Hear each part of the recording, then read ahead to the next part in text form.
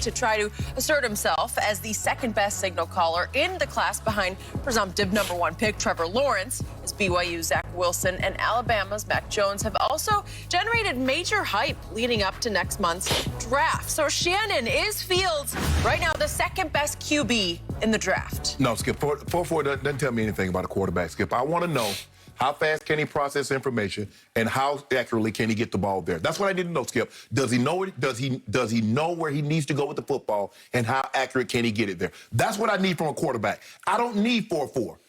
I don't care if he runs 6 flat. Do you know where to go with the football, and how accurately can you get it there? That's it. That's it. That's what quarterbacks are looking for. Man, that ball got out quick.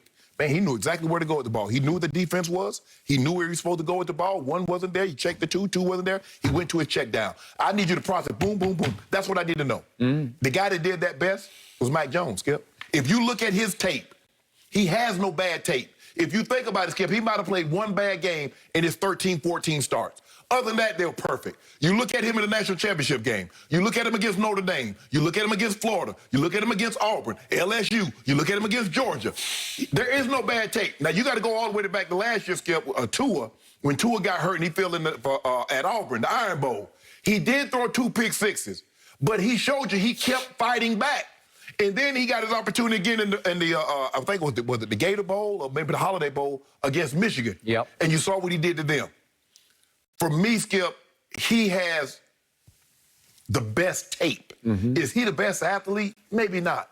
But everybody, let's not get carried away. And I understand we need some athleticism, Skip, because I believe the offensive line are the least athletic. The defensive line are getting more athletic. So you need a quarterback that can get away sometimes. Yep. I believe Mac Jones is plenty good enough. I believe Kyle Shanahan moved up. I believe he loves Mac Jones. Because Mac Jones reminded him of a more athletic Matt Ryan, Kirk Cousins. Yep. Very accurate, know where to go with the football, very accurate. And that's what you need. Now, everybody can look good. I mean, can they take Justin Fields and make him look better in this in the West Coast? Yep. Absolutely. Yep. Zach Wilson, absolutely. But, Skip, when you look at the tape, and that's the only, I don't do nothing about no pro day, Skip. What is 4-4 going to do for me? He ain't no wide receiver, no running back, no DB. If those guys ran 4-4, I'm like, ooh, you see that? But a quarterback, he ain't going to be using that. I want to know. I'm going to watch the tape. And when I watch the tape and I watch this kid, I'm going to say, hopefully it lines up. Damn, that kid, he played fast. He ran fast. He looked explosive on tape. Yep. He is explosive. Man, look how quick. I thought he had his footwork was great and the ball came out. It does that. That's what I'm looking at, Skip. I ain't caring about no speed. Now, other positions, man, a DB, wide receiver, this dude look fast on tape. Now, sometimes guys play fast, don't run fast. Skip, let me go back and reevaluate. Make sure the tape is, make sure I'm not overlooking there's something going on. I'm asking coach, was he injured in this game? Because he doesn't look the same. Yep. So you ask those kind of questions. But I think Mac Jones, for me, is the second best quarterback in this field based on what I've seen body of work. We have the least amount of questions. Because there are some games, Skip, we question Justin Fields. The Northwestern game, the Indiana game. We go back and look at the game against Alabama. We got questions. We got really no questions about Mac Jones. We might say, well, that's only 13, 14 starts, Shannon. But those 13 and 14 starts, other than Trevor Lawrence, who had of these quarterbacks in this field, who had a better 13, 14 starts than Mac Jones? Yep. I got to be honest about this, and I've been pretty good at picking quarterbacks ahead of the draft. If you look at my track record, I'm not completely sold on any of the quarterbacks in this whole draft because I have some questions about Trevor Lawrence, but I have fewer questions about him than anybody else. Right. But when we go to the second tier, the other 4, just not sure about any of them. But I'm with you that Mac Jones has grown on me. I kept discounting everything he did because track team of receivers, pro pipeline of an offensive line. And Najee Harris, whew, you know, he's just so good. He's such a safety valve because he can catch it as well as he can run it. He's going to be a late first-round pick. And so I'm thinking, well, could anybody play? Well, not anybody, because it's still hard. You still got to make the right choice under fire in the brightest lights that any team played under in this country. And the more I look at Mac Jones' numbers that he put up, he led the nation in QBR by a lot. Yeah, it wasn't close, Gil. It wasn't close. And Justin Fields was second, but he was 4 points, and that's a lot of points lower.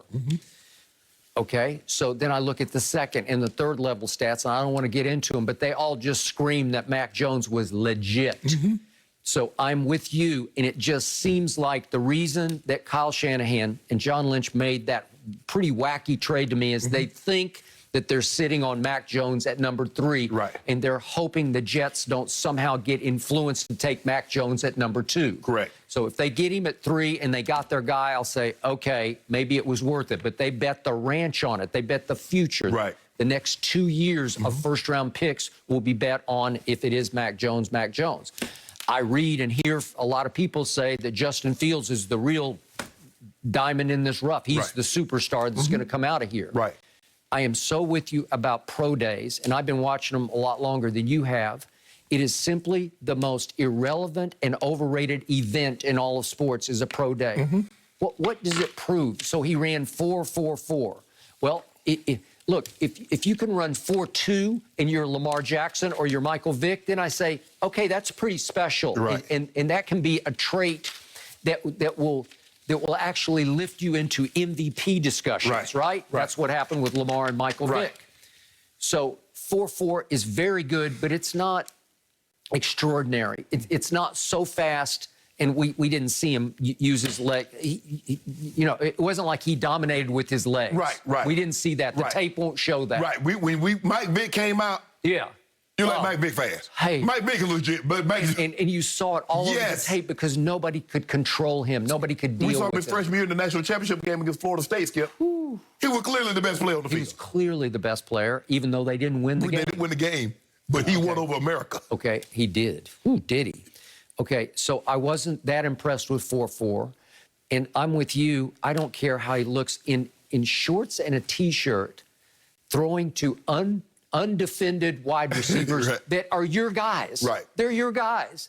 Against air? Well, what does that tell you? Well, just the tape don't lie, man. Just put the tape in. That's it. Okay, and to your point, Big Ten championship game, I watched it against Northwestern. He struggled the whole day. I know Northwestern was sort of like a Cinderella March Madness kind of a story, and they're playing over their heads, but it wound up 22-10 Ohio State.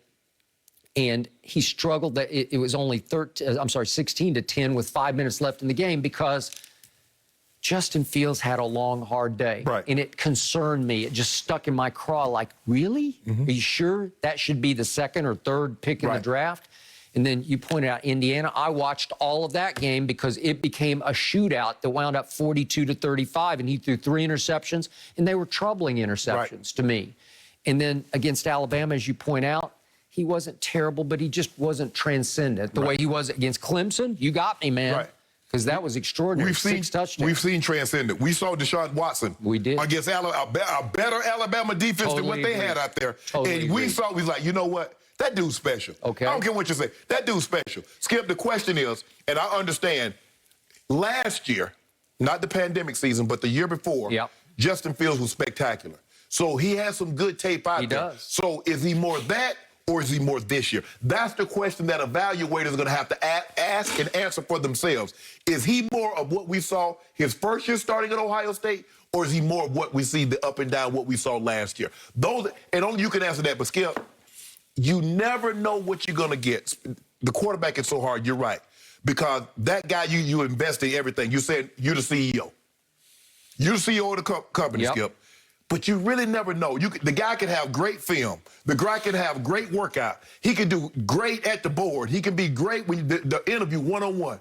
Skip, you don't know what you got until you get that guy in your building, put him in your path, and let him go against somebody else. That's all. But then, Skip, it's too late. You're like, damn, he ain't what I thought he was. But too late now. You got it. You bought it. And it's not as you know, you can't return after 30 days. So until somebody, you're making a blind choice, Skip. Everybody goes, oh, we got this short fight. He a slam dunk. There have been a lot of slam dunks that were blown layups. I know. So don't tell me that, we knew he.